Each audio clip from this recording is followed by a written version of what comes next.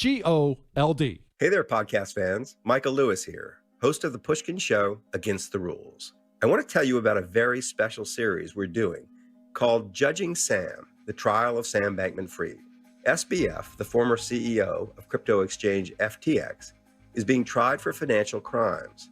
I'll be following the trial that decides his fate. Listen to Judging Sam, the Trial of Sam Bankman-Fried in the Against the Rules feed on the iHeartRadio app or wherever you get your podcasts. Trust me, you're not going to want to miss this. Injured? Hire America's largest injury firm, Morgan & Morgan, for the people.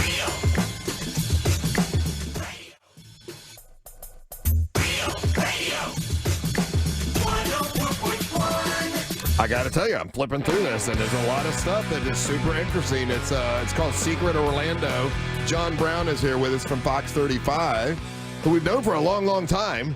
And I want to ask you about something with that here in a second or two. But the book looks great, and we're flipping through and going through all these Secret Orlando stuff. And I'm born and raised in Orlando. I lived here my entire life. Some of the stuff I'd never heard of before. Turn this microphone on if you don't mind. Yeah, there you go. So the Villages is covered in Secret Orlando. Yeah. What is it that we don't know? As soon as you say the secret of the Villages, we think, oh yeah, it's that they're all swingers out there, and they got the loofahs hanging from the golf carts. Is that what you cover or no? No, I covered the fact that it's all owned by one family, which blows me away. The Villages? The Villages is owned by the Schwartz family. They're the ones who kind of started it. They bought up all this land, several decades ago, and this was before the big migration down here, and they had a mobile home park over there. And so Schwartz and his sons or son-in-laws all just kept building on and building on and building on. So people think it's a town. It's actually 80 different villages that are like a massive HOA. Right. And that's why it spreads across, 3 or 4 counties. So they still have controlling interest in most everything. And when you talk to people from up there, they say they always know when the family comes to town because big private jets come flying into the one airport up there, and they're like, oh, the family's here. Oh, wow. And so I didn't realize that one family still has so much control over all that area. And can you imagine buying up all that land back then? You have a mobile home park, and it's like, oh, let's just keep on growing and growing and growing. So now it started as a trailer park. And that's more or less it right there in that whole area. And that's why it just kept growing. They kept buying onto land, building up all that land. And now it's the fastest growing community in the entire country over the past decade. Yeah. I'm like, they're doing okay. Yeah. They're not worried about interest rates right now up there. This family that owns all that. And when presidential candidates come to town to speak, they go out to the Villages. That's it. To a trailer park. Yeah. Basically. I mean, if you think about how far that came along over all these years, that's a cool story. And again, one of those secrets that I didn't even know going into it. Yeah. And that's why they have so much control over everything, because one family says, yes, we can do this, no, we won't do that. Huh. And so that's why they keep control over it. I'm just picking a handful of stories out of this book. There's a ton of stories in the book. It's a thick book, but something that Ryan and I were curious about, because we go to Wekiva Island frequently. Love it. And Wekiva Island, there's something called the Bridge to Nowhere, and we've all seen it when you're canoeing. There's this bridge that's there, and you're like, what the hell is that? See, that's why I wrote the book. There's so many, like, the I-4 eyesore, all these things you drive by, and all of a sudden you're like, well, wait a second, that doesn't belong here. Why is that there? Okay, so as you're going down to Wekiva Island, and most people know where I'm at, so I'll explain the road. So you're going down Miami Springs Drive, and it turns to the right to go into the island. Well, you got to think, well, why did this road just stop right here? And there's a bridge there, but there's nothing on the other side. You look at the Google Maps, and it's just the big nature preserve on the other side. Right. Well, the idea was to connect Orange, Seminole, and Lake counties through that area, because if you look at the map, there's no way to get easily from where we are right here in Maitland to Mount Dora, right? You got to go all the way up to 46 and go around, or now the 429. The idea was to connect it right through there. It was going to make it so there's the bridge right there on that one. And so they built the bridge, but then the environmental movement came on and said, no, you're not going to cut through the Wekiva Basin here. Yeah. And so they built the bridge, and then it just stopped. And so now no one even knows who owns it. That's why they can't tear it down. That's why it looks the way it does. Because when they built it, then the state's like, not ours anymore. Oh, wow. The Mary Sue, the Bill Weinog, who owned that area there, they're like, it's not our land. There's another guy who says it might be his. The other side is now protected area. So no one knows who owns it. Yeah. And so this bridge has been built with no owner. And so it just sits there. And so it's another piece of history where you're like, you think about it, you're like, yeah, that doesn't make any sense there. There's no road on the other side. That's why it was built, and that's why it'll never be torn down, because nobody can tear it down, because nobody owns it. I'll be damned. Isn't that wild? That is wild.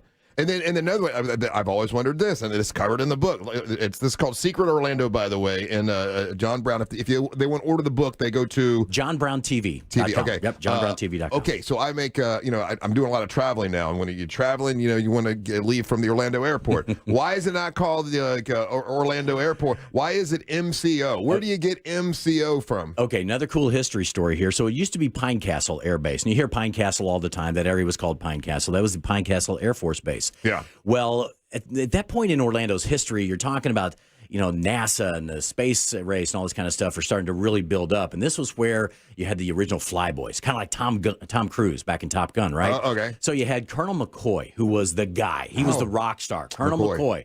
Right? And so he's flying his, I think it was a Strato something. I don't remember the jet. B-47 Stratojet. He's flying across Orlando one day, and he gets across College Park, and there's flames shooting out of the back of this thing. And so people are standing. They can see this going overhead and not knowing what was going on. Well, the plane's on fire. He ends up crashing this. He diverts the plane away to an area that was not populated and crashes, and he dies. Him and a few other people on there. Well, he was such a celebrity back in that day that they decided to name the airbase after McCoy. Oh. Then it became Orlando International Airport, but they kept MCO for McCoy. So if you drive in that area, you still see McCoy Parkway and all these other things, all McCoy. That's MCO. It just stuck when it became Orlando International Airport. And what year was that? OIA. Oh, there he is. Yeah. So what year was that? The 50s? 50s, 1961 or 63, I think, was the date on him off the top. And the reason why I know that it wasn't that long ago is because I gave a speech several years ago talking about him, and one of the old guys in the audience came up and said, I knew McCoy. And he filled in a son few of gaps. a bitch. Right, yeah. And so he filled in a few more gaps. Right, yeah. And so he looks sort of grumpy, doesn't he? He looks like a tough son of a right. bitch. And you think about that era when, fighter jets and all this. Orlando was kind of the hub for that at that point. Yeah. So these guys were the rock stars in this town, and so he was the rock of the rock stars, the colonel there. Is that why we have those jets on the side of 408? Like, I know that guy bought that jet. Is that in here? No, that's a good one though. I need to look into that one too. Why are the jets along the 408? I've seen I know downtown airport. There's one pilot. That's why I'm like, oh, maybe it's a connection. Be his. I didn't check that one out. No, it is. It's on the statue, but there's a whole history, man. Part two. Now I got to drive down there today. Thanks for my road trip. So if anybody picks up a book called Secret Orlando, they're going to expect something about Disney. And do you stay away from Disney, or do you? So we could have filled a whole book with Disney. So I've in the 100 Things to Do in Orlando Before You Die, we talked about some of the Disney secrets. From the tunnels that run throughout Disney. Yeah, those exist. Yeah. The utilidors. Then you also have his old runway. If you look at a Google image, you can see Disney's old runway that apparently has the grooves cut. Yeah. So when he lands, it plays It's a Small World, on the tires there. That's still there. If you look at the Google image, it's all the stuff, just all their mowers and things just parked on his old runway now. Right. That's there. We also talked about the hotel room at the top of the castle. And if you have to ask, can I stay there? You don't get to stay there. It's like for Tom Cruise and people like that. So that exists. It's beautiful. Someone took me up there and I got to see that. It's cool, right? It's really cool. Right? You would have no idea that there are celebrities looking down from up there. Yeah. But the one story that I think is the most fascinating about this is coming up the anniversary, November 22nd, 1963. Disney still hasn't picked a spot where he's going to build this park. Right. And he was a master at transportation plans. So he's also looking at building one in St. Louis, my hometown, which is he's from not too far from there. Yeah. All these highways converging right in downtown St. Louis. Well, he ran into an issue with the Bush family, Anheuser-Busch, and decided I'm going to look somewhere else. So he looks for areas here in Ocala, Daytona Beach. He had family down here. He's looking in Tampa. And so they're flying out on that date, November 22nd, 1963. And they swing out, and he's like, take me through the Orlando area once again. He gets above and he sees all this land that's wide open and all these highways. They're building the I-4. They're building the Turnpike, and it's all converging in one area. And so that is the famous X on the map. He says, that's the area I want. Well, that was the Demetres family land. They own 12,000 acres there. So he starts buying up in all these different names. We all know that story. Yeah. But it's swampland. So the one area that was actually still above ground is now where Tom Sawyer's Island is. Mm-hmm. And so he finds all this land, and he says, that's it. That's the X on the map date when he writes that down, November 22nd, 1963. But he doesn't want to land here to look at it, because if he lands, everybody's going to be like, wait, Disney is here. He's wanting to buy all this land to build a theme park. So they end up flying. He's heading home to California. He lands the plane in New Orleans. He gets off the plane, and he said it looked like a bomb had gone off. Everybody was so sad. He remembered getting off the plane. He was going to go and use the restroom and everything, and everybody was so somber. And he finally asked somebody, he said, why is everybody so upset here? He says, Mr. Disney, you haven't heard. Mr. Kennedy was shot today. Oh.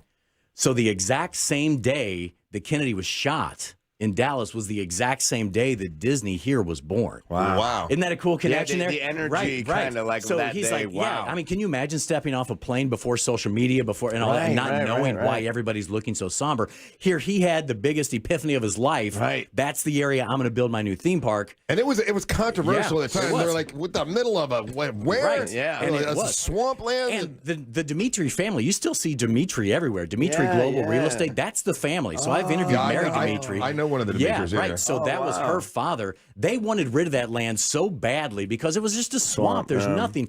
And she told me the one area where Tom Sawyer's Island is. That's the original Tom Sawyer's That's Island. it. So that's it right there. She said that's where some of the cattle and other animals used to go because when it would flood, everything would fill up, and that was the one piece that was still above the water. Wow. And so that was still the land. And the connection. So he grew up in a small town in Missouri, which is close to Mark Twain, which is Tom Sawyer. And the Bush so it all family ties kept together. it out. Wow. Right. Yeah. So there's a They big didn't end fight. up doing anything, the Bush family. Right. No, nothing. Well, that's where they ended up building the arch, where he wanted to build his theme park there. Is where the really? arch became, because the theory was that he wanted to serve alcohol, or he didn't want to serve alcohol. The Bush family's like, if you're going to build in St. Louis, you got to serve alcohol. Right. But really, the bigger issue was, my gosh, he the wanted alcohol. a place. Right. He wanted a place where he could be 12 months of the year as his theme park, and up there it gets cold like this time of year. That was a so bigger that's how it all factor. ties together there with his hometown up there That's in Missouri. really interesting that the alcohol played such, considering Pleasure, that Pleasure Island was a weird thing that they had. There's still no alcohol at Magic Kingdom other than the castle. And it wasn't like he was a teetotaler. We found, he wasn't opposed to it, but he wanted to protect this place and be kind of this idyllic land. Sure, and so there were some theories. They literally behind that. photoshopped every cigarette out of his hand. So whenever you see Walt, he's out there and he's got his hand like this, and you're like, oh, there's a cigarate there. Yeah. Oh, That's that's gotta really go. good. Yeah, if That's you look gotta at go. look up Walt Disney pictures, and you'll see it's him in an odd position of his hand. And you're like, yeah, because he literally went back and but did yet that. the babies and all the early could smoke. They're smoking Exactly. cigars in the early Right. cartoons. Put them in all Pinocchios. I mean, there's just story after story of story of stuff that I had never heard before. So really interesting, a really, really cool book. And once again, it's called Secret Orlando. I got to ask you about something. Okay. Oh boy. You don't know about. You put this. the book down, so now I it's put not the book about down. the book. Okay. You don't know about this. Okay. All right. So this is and everybody's uncomfortable, but I said I was going to bring it up. But this is the debate we've had. We had somebody come in here, and they're like, listen, hey, and I don't say who it is, but it's a lady, and she's like, I just they're going to do an interview or whatever at Fox 35, and I met John Brown, and I brought you guys up, and he don't like you guys, and I'm like, there's no way. I'm like, we've talked to John Brown several times. Yeah, he's got to like us. No, he does not like you guys. And I'm like, that can't be. Like, I didn't believe it. I'll be honest with you. Because we've always had a really good relationship. Great relationship. Yeah. I'm an old radio guy. I love what you guys do. Of Exactly. course. I have no idea. Well, and then I'm very sarcastic. And so sometimes I think, and even on TV, sometimes people will think, oh boy, that guy really didn't like that story. But once you know my sarcasm, I got you. I mean, it probably going into break, and I'm like, oh, I hate those guys, or something like that. I mean, that's probably what it would have been. That's the only thing it could be. And that's what I said. I don't dislike anybody, quite frankly. That's what I said. I said, there's no way he doesn't like it. We haven't given him there are people out there that we've given a reason not to like us. Yeah, when people come up to me and they go, do you know this person doesn't like you? I go, well, who is this person? Yeah, and then sometimes they go, this person. I go, that's good reason not to. Right. But John Brown has no reason not to like When I us. heard John Brown didn't like us, I was like, John Brown likes us. And so we all were having this debate, and I was like, like she's wrong. There's no way that he doesn't like us. Like, we haven't done anything. We've only been supportive. And so then when you got hold of me about the book, I'm like, yeah, come on in, because I want to ask him. Yeah, no. And what would be weird, what would be really weird for me not to like you is I've done mornings. I did the Daily Buzz first of all. That's probably the first time I met you guys was way back. Right. Way back Daily Buzz era. Yeah. And then I did mornings. Yeah. So I was always on the air when you guys were on the air. Yeah. And we've only done events together. I'm like, so we were competition. But again, see, and that's probably Where's the how Bush family? Where's the Bush family? So that's probably how things like that come up. Is they're like, oh yeah, and I'm like, oh, I hate those guys. Well, this is because we're not competition. I mean, but that's a phrase you just thrown out there. I would definitely say I hate those guys. pretty passive aggressive, I would say. I've said that a lot, but not really seriously. I wouldn't say Well, that. to be honest, the source is a very naive source, so that would only make sense. I knew you liked this. Of course. Yeah, but I would also say too dumb to lie. Yeah. Yeah, that's true. Or and maybe also not savvy enough to understand sarcasm either. It could also be that. That's where because I I've would run go. into those issues before. I mean, I came from radio. I mean, the old, you take a shot at everybody and everything. You're like, no, that's one of my best friends. Yeah, Right, yeah, right. yeah, that's So, true. That's so who knows? So when you did radio, where were you at? I started in Miami. Oh, okay. My first job, it was one of those weird stories. My degree's in biology and chemistry. Yeah. And then got to Miami, and I'm like, well, I just need a job. And went to WQAM, old sports radio, and then did the old hip hop station. Here I am, average guy from the Midwest jumping onto Power 96. How's that work? You did hip hop? They called me. Well, it was El Gringo. They called me El Gringo. They called you El Gringo, the white boy. Yeah. And so 'cause I didn't know. And so then I did my own. I did some show. I had my own show up in St. Louis and out in Pennsylvania. Can you give me like a ramp for what songs were popular then? What years did you do it? 2000? Well, apparently Pitbull used to listen to us growing up. Yo, Like, it's he El was Gringo, younger than us. dale. John Brown, dale. And but it was funny because there used to be a thing called Metro Networks, and they were the traffic source and news source for stations we all still over the got it, country, kinda. right? So yeah. And so I did Metro for a while, and they had me do one of those things where I was a different name on yes. every single station. What was your nickname? And so on like the Light Rock, I was Jonathan Michaels in the morning. Good to see you all. that's nice. Yeah, Jonathan Michaels. So you had to find a name that had it was hip hop. multiple. Do the hip hop one. Gosh, Come on, I hope it's like, yo, what's up? It's me, Johnny B, and I do it in the morning. Yo, that's how we do it, Metro. So back then it was. Is your real name John Brown? It is John Brown. Okay. Yeah, like I wouldn't choose that one. That is like the whitest name So ever, too. right, and so on Power 96. So I was there in 96, the year 96. So it was always Power 96 coming at you, and all this. It was the Nice. old. You had to do the old school DJ voices and double time. What is it? Where's the clock? 8:34 minutes after 8 o'clock here on Power 90. So it was always that kind of cheesy Nice. stuff. That was old radio days. Well, the book, I know. the book is Secret Orlando. It is really cool. A bunch of cool stories. I knew you liked this. See, of course I like see, it, guys. I'm still not sold. Huh? I'm still not You're sold. not sold? I'm still trying to figure out who would have said I don't like, because I can even see me saying, I'm like, oh yeah, I hate those guys, because we're out in 3 seconds. I'm like, you can't get into a conversation. Yeah, So that's, I don't know. That's more than likely Was it Amy? Amy, yes, Amy called She's for him. always talking She's noise. always in she here comes in telling here. us. I hate her. She spills so much tea. John, thanks for coming in, man. Hey, I great to appreciate have you. it. Thanks And for once having me, again, the guys. book is called Secret Orlando. Super interesting, and I'm going to read the whole thing. All right, thanks, because man. I need to know it all. All right, man. Thank you so much. All right, good to see you guys. All right, you're listening to the Match of the Morning.